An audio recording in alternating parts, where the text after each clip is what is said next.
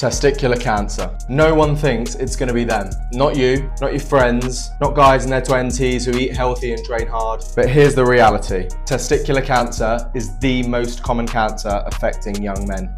And the worrying part, why has almost nobody told you this before? My name's Jack, I'm a medical student and I've spent the last 3 years in lecture theatres and hospitals. And today I'm going to share with you everything I've learned and seen about testicular cancer. We're going to reveal why it's being ignored and most importantly how you can catch it early yourself. Let's get into it. So what is testicular cancer? Well, to break it down simply, it's the rapid and uncontrolled growth of cells in the testicles. Cells are dividing in your body all the time, and that's the way your body replenishes itself. The difference with a cancer is the speed at which these cells divide, which makes up a tumour.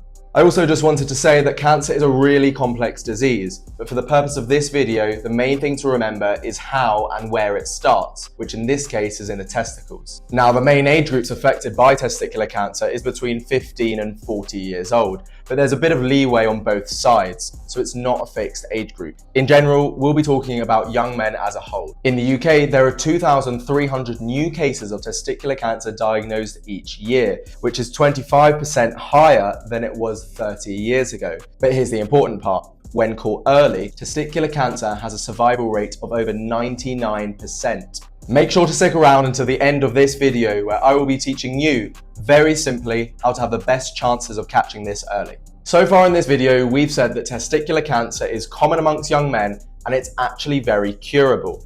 So why does the research show that very few men are actually checking their balls? First is a catastrophic education failure.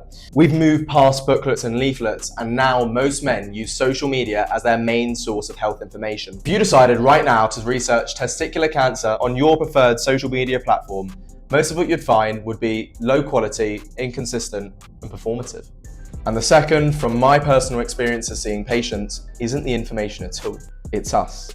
The embarrassment. Guys don't want to think about it until something is genuinely wrong, at which point you've missed such valuable time where you could have been receiving treatment or even cured. And this has come up time and time again in medical research.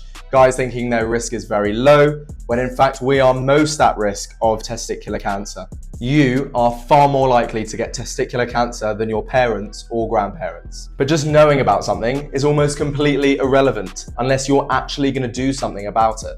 If you're going to remember one thing from this video, make sure it's this. You've probably got loads of commitments already, from going to the gym, eating good food, hustling, studying. So I'm just going to suggest one more commitment, and this one is probably the easiest one that you can achieve. And probably the best part is it only requires 1 minute once a month. If you've watched this video so far, you're already way ahead of all the other young men out there when it comes to your knowledge of testicular cancer.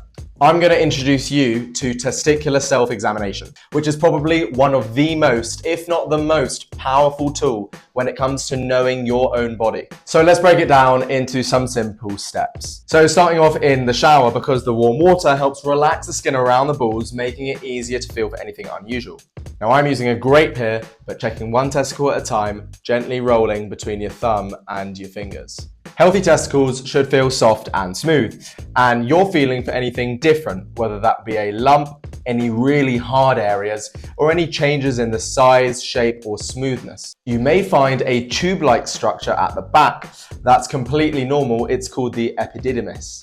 Turns out I have a very large thing called an epididymis. But the main point to drill home is that if at any point you feel concerned or something just doesn't sit right with you, speak to your doctor. Don't panic, you're following the action plan correctly. It's also important to say that most lumps aren't cancer, but don't sit there waiting, get an expert to check.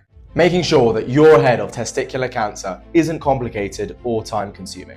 And it shouldn't really be optional either. I mean, you brush your teeth every day to make sure your teeth are healthy, so why should it be any different to make sure that your balls are healthy? So make that commitment today. Start tonight with 1 minute in the shower. That's really all it takes. So if you found this video useful, make sure to send it to a friend or relative who needs to hear this message too. That's how we break this silence.